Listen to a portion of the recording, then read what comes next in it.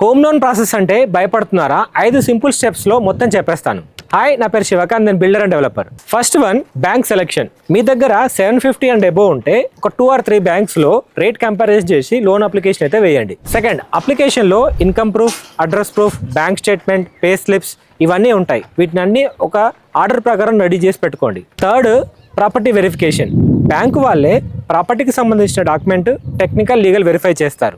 ఒకవేళ మీరు కొనుక్కుంటున్న project HMDA, municipal RERA approvals ఉంటే మీకు లోన్ ప్రాసెస్ స్మూత్గా అవుతుంది. Fourth, sanction letter.